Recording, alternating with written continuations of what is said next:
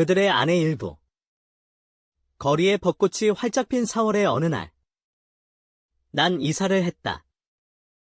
혼자만의 자취 생활에 이제 익숙해져갈 무렵, 좀 더 일터에서 가까운 곳으로 이사를 한 것.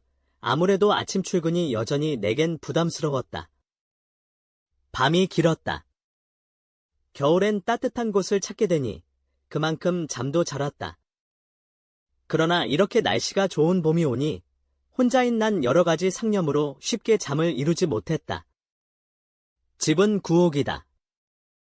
수도가가 있는 마당이 있고 또 자그마한 화단도 있다. 30대 후반으로 보이는 부부가 이 집의 주인이다. 간단한 인사와 약간의 주의사항이나 공과금 등에 대한 얘기를 주고받는 것으로 나의 이사는 마무리됐다. 주인 부부가 사는 안채는 마당으로 바로 통해 있는 마루의 안쪽에 있다. 그리고 주인 부부에게는 아들과 딸이 한 명씩 있다. 중학생으로 보이는. 별일 없이 나의 일상은 새로운 곳에서 시작돼간다. 여전히 아침에 정신없는 출근과 적당한 바쁨 속의 직장생활. 그리고 좀 무료하기에 뭔가를 항상 그리게 되는 오후 시간들. 유통이 나의 일이다. 트럭에 음료수를 가득히 싣고서 거래처를 돌며 납품하는 일. 처음엔 일이 서툴러서 작은 사고를 내는 등 어려움이 있었지만 이젠 익숙해졌다. 익숙해진 만큼 난 마음의 여유가 생겨났다.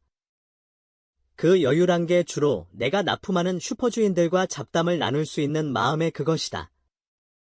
시간이 갈수록 난 거래처의 주인들과 점차 가까워질 수가 있었다.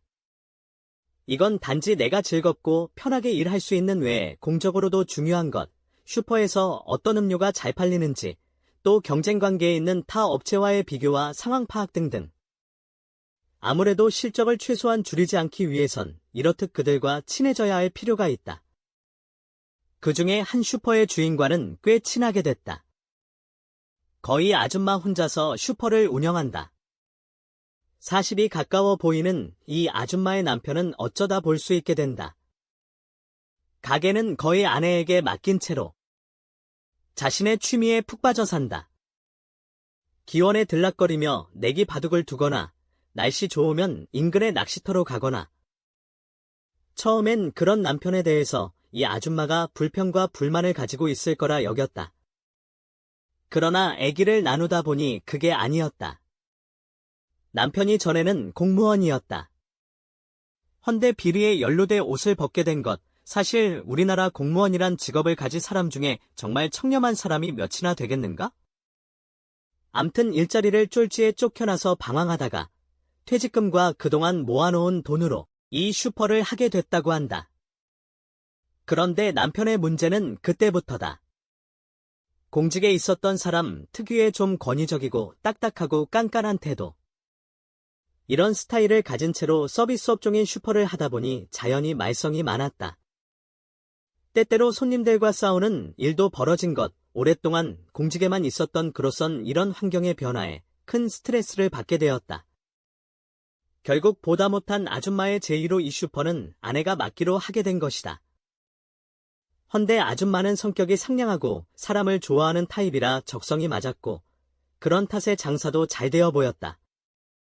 난 이곳에 들리게 되면 다른 거래처보다 많은 시간을 보내게 된다. 아줌마와 이런저런 얘기를 나누다 보니 그래서 항상 마지막으로 이곳을 들린다. 시간에 쫓기지 않으려고. 오늘도 사람 좋은 이 아줌마가 반갑게 나를 맞는다. 그래도 삭막한 사회 속에서 어째든 이렇게 정감 있게 대할 수 있는 곳이 있다는 것은 내게도 즐거움이다. 아줌마와 이런저런 얘기를 나누고 있을 무렵 남편이 왔다. 우린 가볍게 인사를 했다. 남편 역시도 내게 편하게 대해준다. 물론 내가 깍듯이 예의를 차린 결과다. 이제는 나를 어린 동생쯤으로 여겨준다. 그러다 낚시 얘기가 나왔다. 나 역시 낚시를 좋아한다. 경치 좋은 자연 속에서 낚시대를 들이우고 있노라면 몸과 마음의 온갖 스트레스가 풀린다. 또 낚시꾼들이야 다 알지만 그 손맛. 바늘에 걸린 붕어를 챌 때의 손맛은 정말 즐거운 낚시의 매력이다. 이번 일요일에 슈퍼문을 닫고 토요일 밤에 밤낚시를 가는데 함께 가자고 한다. 좋습니다. 난 흔쾌히 대답했다. 어차피 방구석에서 TV나 보며 보낼 나의 일요일이기에 난 이런 제의가 반가웠다. 이곳엔 난 친구가 아직 없다. 무슨 애기든 믿고 나눌 수 있는 친구가. 물론 애인도 아직 없었다. 그런 탓에 나의 주말은 좀 무료했다. 기껏해야 회사 동료들과 마지못해가는 술자리가 전부였던 것. 토요일 오후. 난 좀 서둘러 거래처를 모두 돌았다. 오래간만에 밤낚시에 기대감으로 후다기를 해치웠다.